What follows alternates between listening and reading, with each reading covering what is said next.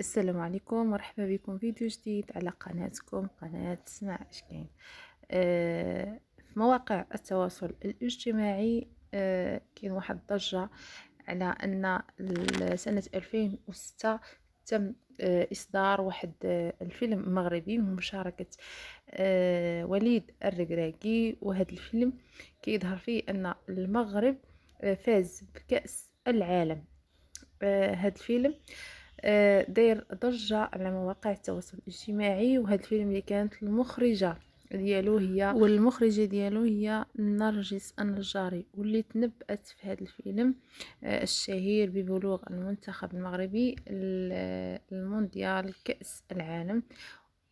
وكاع النشطاء ديال مواقع التواصل الاجتماعي شاهدوا هذا المشهد ديال هذا الفيلم اللي اسمه بعنوان انهض يا مغرب على ارض الواقع. يعني هذا الشيء اللي كيحدث الان في المونديال ديال كأس العالم كيمثل او كيتجسد في هذاك الفيلم.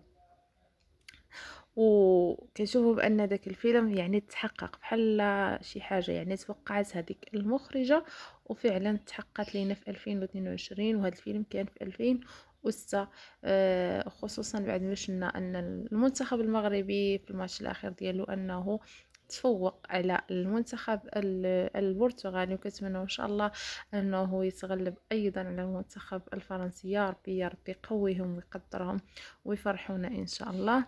هذا الفيلم انهض يا مغرب ديال المخرجة كيف قلنا نرجس النجار كان في 2008، واللي شاركوا بزاف ديال الفنانة المغاربة، منهم الفنان حسن الصقلي والفنانة راوية والفنانة سهام آسيف.